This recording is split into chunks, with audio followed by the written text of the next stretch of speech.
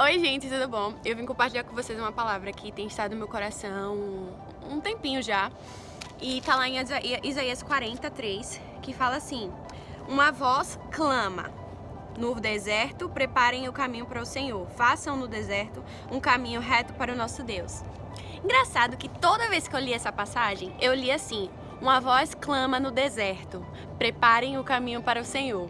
Mas, nessa mensagem NVI, ele fala assim: uma voz clama, no deserto, preparem um caminho para o Senhor. Tá, por que eu tô repetindo tanto isso? É que assim, pra mim, Deus me deu uma revelação no meu coração de que faz toda a diferença onde os 2 pontos estão localizados na frase. E pra você ver que eu fui procurar o significado de 2 pontos, porque eu sou dessas.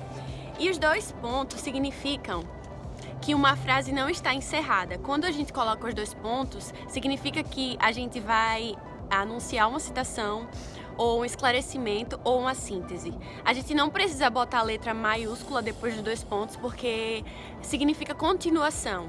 E os 2 pontos significa uma pausa breve na...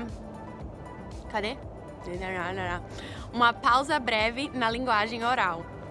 E eu não sei se vocês estão acompanhando, mas o que Deus me falou é que muitas vezes uma voz clama, muitas vezes nós clamamos. E o que é que a gente recebe depois do clamor? Uma pausa. Muitas vezes nós estamos clamando e o que nós recebemos de volta é o Senhor não falando nada, é o silêncio. E isso parece muito estranho, porque tipo assim, você recebeu promessas, você está clamando, você está orando por algo, você está buscando algo. E o que você recebe em troca? Uma pausa. Só que, qual é a nossa confiança? É que assim como na língua portuguesa, como os 2 pontos não significam que algo acabou, assim é na nossa vida, que as pausas de Deus, ou talvez os momentos de silêncio, ou talvez os momentos que você não vê a sua promessa sendo cumprida, não significa que é o fim. Pelo contrário, só significa que é uma pausa breve. E é engraçado que depois da pausa, depois dos 2 pontos, a palavra fala assim: no deserto, preparem o caminho para o Senhor. Então, quase sempre, quando você está no meio da pausa, acontecem coisas difíceis, sabe? Mas o que é que Deus fala? Preparem o caminho para o Senhor. E o que é que a gente aprende? Que o deserto não é lugar de ficar. O deserto não é lugar de descansar. O deserto é lugar de preparação. E falando sobre isso, eu tive a oportunidade de viajar para o Arizona ano passado. E, gente, lá é deserto, né? E o clima é muito difícil. É tudo muito complicado, parece que você está gastando, fazendo o esforço de 10 vezes mais do que você faz normalmente, porque o deserto é um lugar seco, o seu corpo fica seco, as suas pernas ficam cansadas. Por isso que a palavra já nos adverte, tipo assim, você está no deserto, mas o deserto é lugar de preparar o caminho para o Senhor. E eu acredito que o deserto é um lugar muito difícil, principalmente se ele vem depois da pausa nos seus sonhos, se ele vem depois da pausa no ouvir, no falar de Deus. Mas eu acredito que existe algo especial que Deus libera no deserto, porque assim, é o lugar que você não tem o que fazer. Ou você anda, ou você vai ficar ali preso para sempre. Então é como se o desespero te movesse a conseguir sair de lá, sabe? É assim, ou você vai ou você vai. E Jesus já venceu o mundo, Jesus já venceu o deserto. Então essa é a nossa confiança de que nós podemos sim passar pelo deserto e vencermos, porque Ele está conosco. No deserto também tudo é escasso, sabe? Você não vê árvores frutíferas, você não vê muitas coisas em abundância, mas é quando nós conseguimos aprender a lidar com pouco.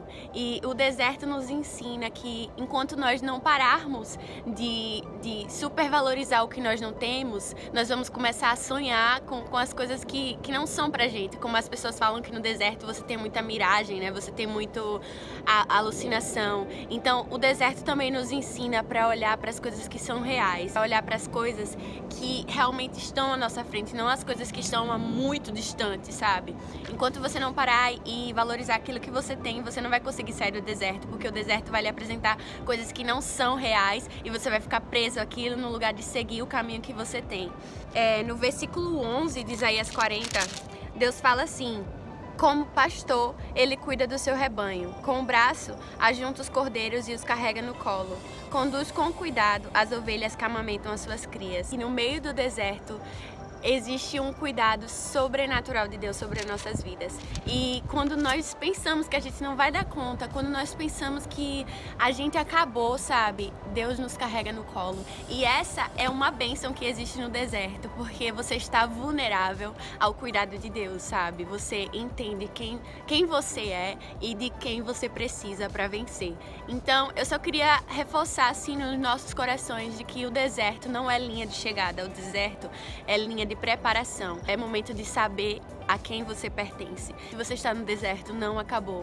Tenha confiança naquele que diz que ele estará com você até o final dos dias. E tenha confiança também nas pequenas coisas, como Deus nos mostrou que os 2 pontos significam que não se pode terminar uma oração no meio dos 2 pontos, do mesmo jeito não se pode terminar a sua vida no meio do deserto, porque Deus está te chamando para coisas grandes, Deus está te chamando para o paraíso. Então, seja forte, persevere, porque você vai vencer, porque aquele que está em você é maior do que o que está no mundo. E eu espero que tenha feito sentido para vocês. Deus abençoe.